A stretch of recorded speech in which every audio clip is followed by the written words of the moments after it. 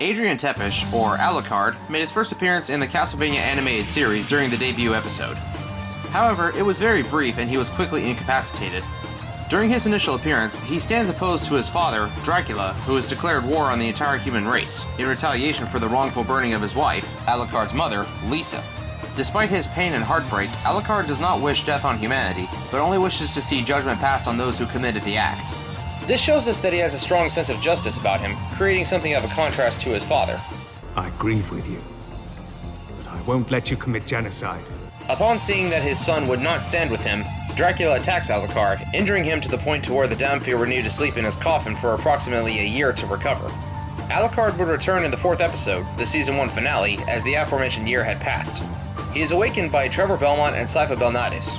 After a sparring match with Trevor, in which Alucard sustained some minor injuries that were quickly healed by his self-regeneration, he joins the Speaker Magician and Vampire Hunter with the goals of defeating Dracula and stopping the massacre of humanity. When we rejoin our heroes in Season 2, Alucard is ruminating about how the few people who did know about him were the ones who gave him the name Alucard, the opposite of Dracula. He makes mention of how Lisa hated this because she didn't want his existence to be defined by his father's title. We are never told who these other people are, but Alucard does not seem to remember them fondly, but instead takes up the name as a form of resolve. With his mother deceased, he casts away his human name as well. No longer Adrian Tepesh. Choosing to be Alucard of Wallachia. The name of my mother's people. Despite Dracula's madness, Adrian still finds his father to be a person of great importance due to his accumulated knowledge and wisdom. But in spite of this, he knows what must be done. He's gone mad. And from that, there is no recovering him. Upon reaching the Belmont hold, looking for a weapon that could be used to defeat Dracula, Alucard does admit that the Belmont's collected knowledge is impressive, but he still takes some exception to it given that the Belmonts hunt monsters and supernatural creatures, yet they have dabbled in magic, so he seems to think that they are a bit hypocritical. In addition to that, he feels uncomfortable in a cellar full of holy weapons and dismembered monster parts. What was your Leon Belmont doing in Wallachia? Hunting Dracula. It's all here. You're right. This is quite amazing. Isn't it? It's amazing. Charming. You're not even a little bit impressed? It's like a museum dedicated to the extermination of my people, so no, not thrilled. While he and Sypha are going over the various spellbooks in the library, Alucard reveals a bit about his past. My father was a polymath, my mother was a doctor, and I grew up very fast. What does that mean? I'm being literal. I aged very quickly. That may explain something. What? Perhaps you're just an angry teenager in an adult's body. If this is true, this would explain the air of immaturity and the desire to tease Trevor that Alucard doesn't even attempt to hide. Despite his reservations, he does appear to have some admiration for the Belmonts, being that they are only human and have a legacy of slaying monsters and vampires to keep humanity safe. When the hold comes under attack and Trevor is the only one who can stop the night creatures, Alucard has to remind Trevor of his heritage.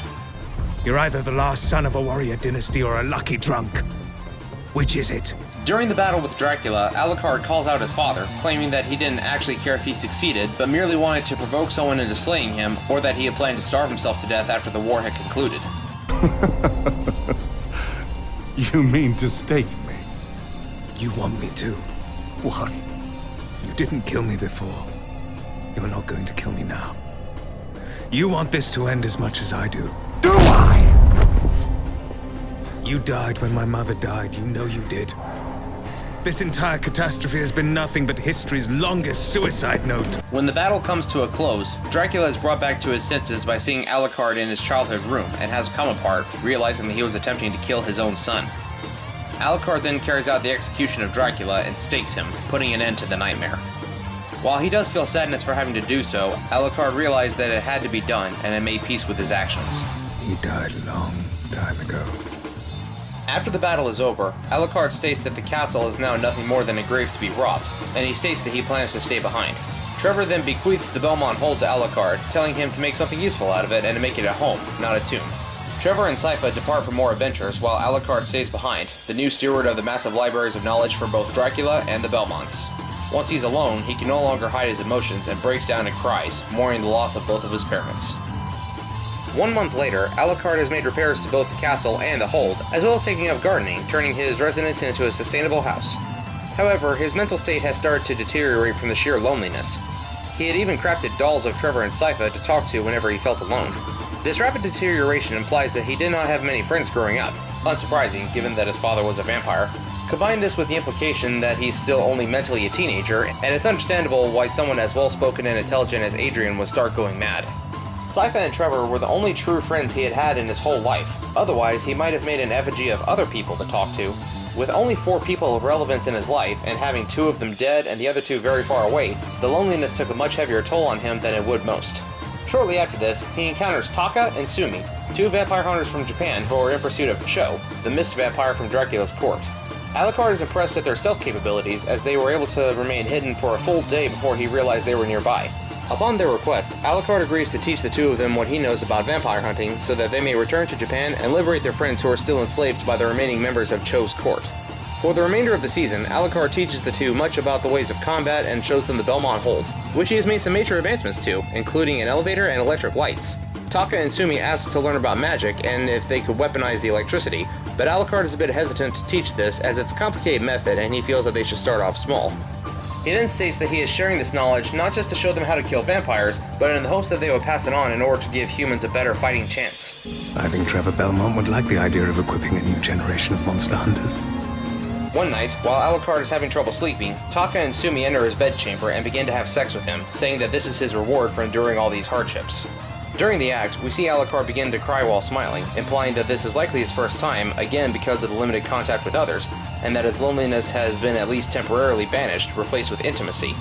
However, Taka and Sumi then bind Alucard with silver chains, pinning him to the bed, burning his body and preventing him from using his vampiric powers to escape. They make clear their intentions to kill him and then establish their own empire with the castle as the centerpiece, after they figure out how to get the magic engine that moves the castle working again. They accuse Alucard of withholding knowledge from them and claim that he is just like everyone else they've met since leaving Japan, and that he will betray them. Adrian pleads with them to reconsider, saying that he's not against them, but this proves futile. Being left with no other choice, Alucard summons his magic sword and kills the 2 hunters in self-defense. As they bleed out, Alucard tells them that he never lied to them. Later, we find Alucard in his childhood room, crying, with his father's wedding ring still on the floor, where it was left after their climactic battle. Afterwards, we see that the chains left scars on Alucard's body that haven't healed, despite his impressive healing ability, even being able to regenerate from wounds dealt by a whip that was specially blessed to defeat vampires. Alucard put Taka and Sumi's bodies on stakes to ward away others, commenting that, But this seemed to work well enough. For dead old dad. Since the start of the series, Adrian Tepesh has had to undergo many extremes in a short amount of time. Essentially being a teenager in the body of an adult, it is understandable why all of the extreme circumstances would lead to such emotional responses from him when no one else is around. Because of his physical age, he feels that he has to present himself as the more mature one so that others do not doubt his abilities or his judgments.